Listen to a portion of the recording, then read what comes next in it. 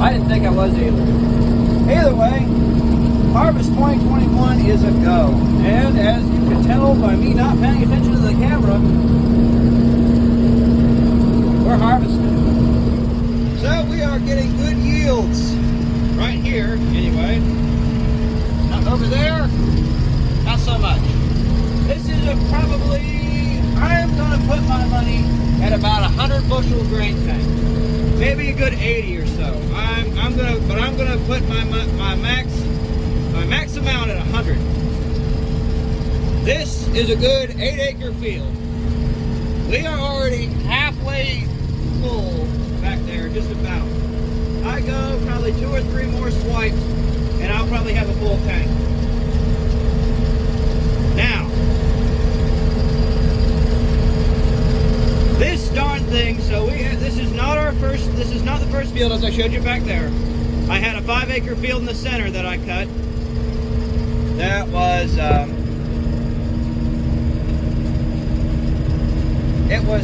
it had a lot of purple stain and heat damage.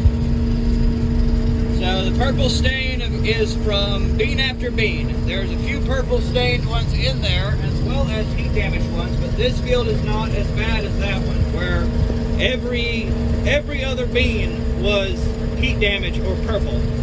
This one, probably in a handful, there's probably going to be about 10 out of in a handful that are heat damaged. And when I mean heat damage is, well, we'll get out and show you here in a minute. But the heat damage is, they're kind of white, ghostly looking beans, real shriveled up. That's caused by the drought we had in about June, July. We did not get a lot of rain during those periods. This year is certainly not a good year for how well they did.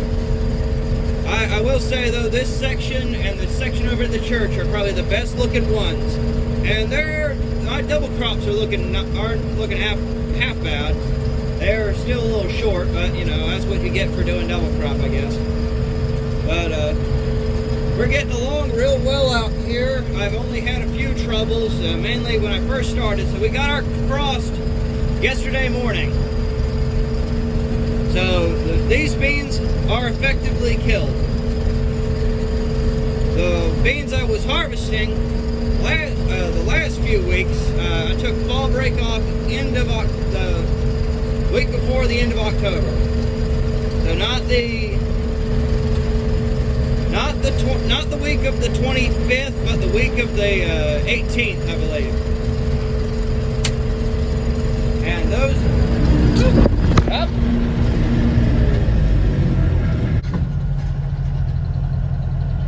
Okay. Well, it appears we have a bigger problem on our hands.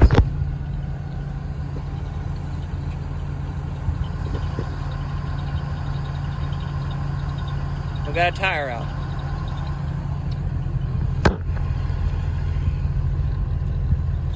Well, I don't think we're clogged, so I think our clutch going out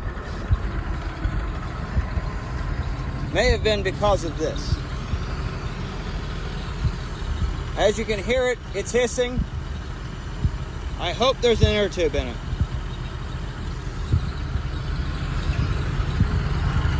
So, time to call the grain cart. So we've changed gears. We're unloading the grain bin.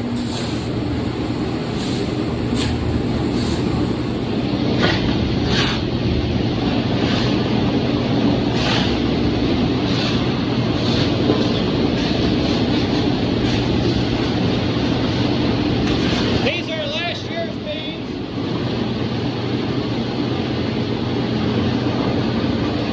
Do not try this at home, kids.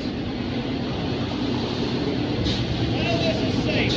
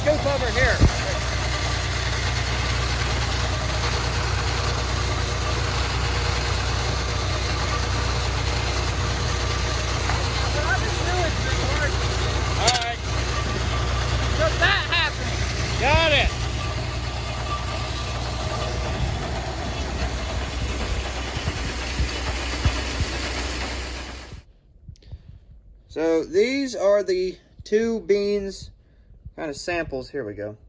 These are two sample beans that I have. This one right here, the white one, is heat stress. That's caused by the drought conditions we had earlier this year.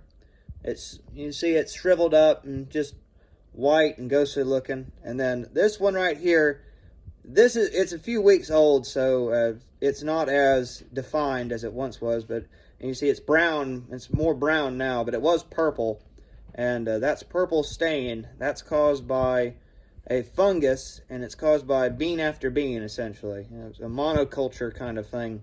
So where these came off will be planted in corn, or I'm planning on doing some corn in that section.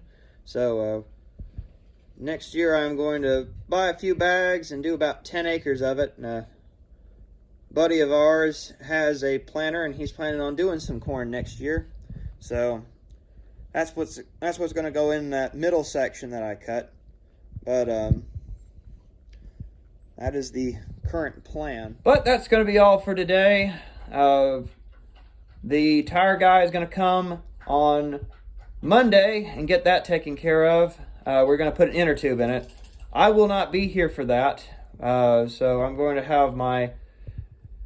have him do it, and hopefully my dad can come by and move the combine back into the shed where it needs to be. But other than that, we've got that grain bin emptied out. We've probably got maybe another 100 bushels on it. It had probably 50 in the bin on the combine and 50 in the bin. So it's probably around 100 bushels, give or take.